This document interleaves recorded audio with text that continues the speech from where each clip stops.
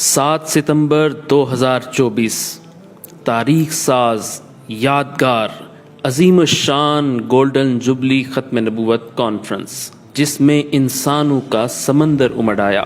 ستمبر 1974 کے 50 سال بعد یعنی 7 ستمبر 2024 کو مینار پاکستان پر لاکھوں عشاق ختم نبوت نے جمع ہو کر یوم ختم نبوت کو بڑے تذیق و احتشام سے منا کر یہ بات ثابت کر دی کہ قادیانی اور ان کے سہولت کاروں کی ہر سازش کا راستہ روکنے کے لیے مسلمان تیار تھے، تیار ہیں اور تیار رہیں گے۔ مینار پاکستان میں جمع ہونے والا لاکھوں کا مجمع لاہور کی تاریخ کا ایک بڑا اور یادگار ترین اجتماع تھا۔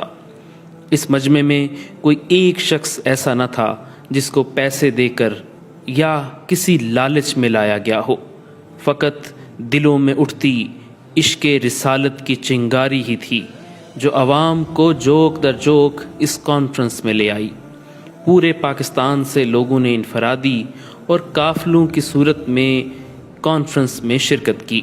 عصر کے بعد ہی لاہور کی سڑکوں کا یہ حال تھا کہ مینار پاکستان تا بادشاہی مسجد اور شاہی قلعے کی ذیلی گلیوں میں تل دھرنے کی جگہ نہ تھی۔ اپنی تمام تر وسعتوں کے باوجود یہ ساری جگہ انتہائی کم اور ناکافی ہو گئی۔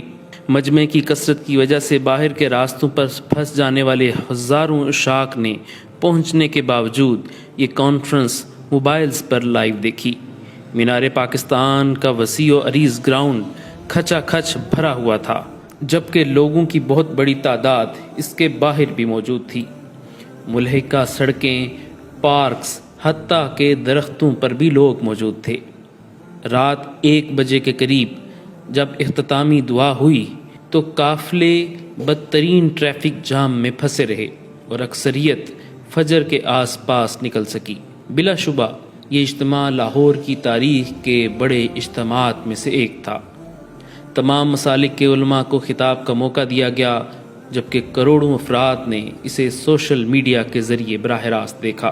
حسب سابق اور حسب توقع نیشنل میڈیا اور پرائیویٹ چینلز نے اس فقید المثال تاریخی کانفرنس کو بالکل بھی اہمیت اور کوریج نہ دی۔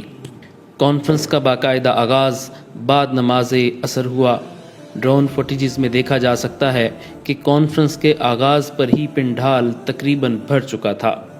نماز مغرب کا وقفہ ہوا اور لوگوں نے پنڈال میں ہی نماز ادا کی، جس کے بعد مدینہ منورہ سے تشریف لائے ہوئے عالم دین ڈاکٹر احمد علی سراج، انٹرنیشنل ختم نبوت موومنٹ کے امیر مولانا الیاس چنیوٹی اور مولانا قاضی محمد ظہور الحسین اظہر نے خطاب کیا، جبکہ ملک بھر سے آئے مختلف مکاتب فکر کے علماء کے خطبات ہوئے۔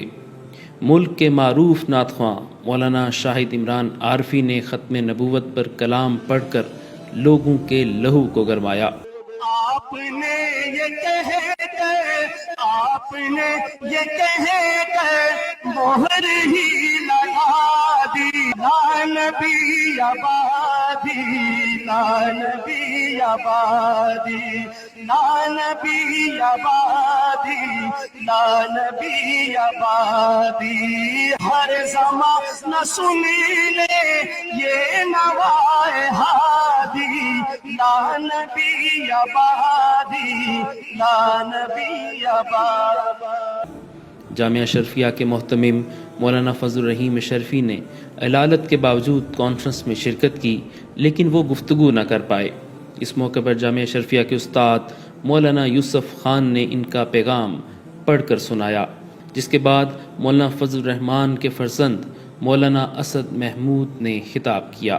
ان کے خطاب کے بعد اہل حدیث مکتبہ فکر سے مولانا ضیاء اللہ شاہ بخاری نے گفتگو کی، جس کے بعد جماعت اسلامی کے مرکزی نائب امیر لیاقت بلوچ نے مجمع سے خطاب کیا، جبکہ اہل حدیث مکتبہ فکر کی نامور شخصیت علامہ ابتسام الہی ظہیر نے ولولہ انگیز خطاب کیا۔ خیبر پختونخوا سے مفتی شہاب الدین پوپلزئی نے خطاب کیا، جس کے بعد جمعیت علماء اسلام کے سیکرٹری جنرل مولانا عبدالغفور حیدری کی گفتگو ہوئی، جبکہ جنرل حمید گل کے صاحبزادے عبداللہ گل اور کراچی سے تشریف لائے بریلوی مکتبہ فکر کے مولانا صاحبزادہ ابو الخیر نے بھی یکے بعد دیگر مجمع سے خطاب کیا، جس کے بعد مولانا یوسف بن نوری کے صاحبزادے مولانا احمد یوسف بن نوری، مولانا عبد الخبیر آزاد، مولانا قاری حنیف جالندری نے متاثر کن گفتگو کی۔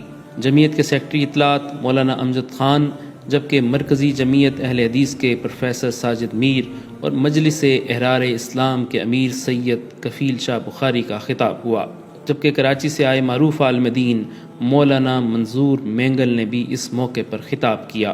معروف شاعر سید سلمان گیلانی نے موقع کی مناسبت سے نظم پڑھ کر خوب داد وصول کی۔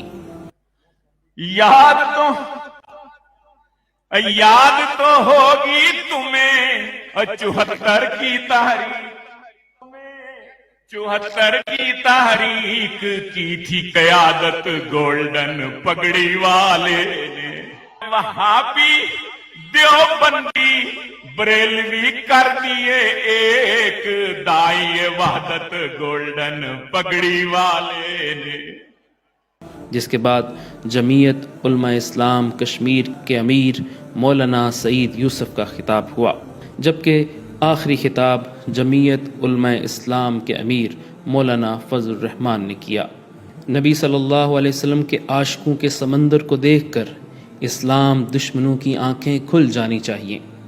گولڈن جبلی ختم نبوت کانفرنس کی کامیابی نے ثابت کر دیا ہے کہ آج بھی مسلمان اپنے آقا و مولا حضرت محمد صلی اللہ علیہ وسلم کی حرمت، عزت و ناموس کے لیے کٹ مرنے کو تیار ہیں، مگر ختم نبوت پر آنچ نہیں آنے دیں گے۔ تاریخ ساز جبلی ختم نبوت کانفرنس کو ہمیشہ تاریخی اہمیت حاصل رہے گی۔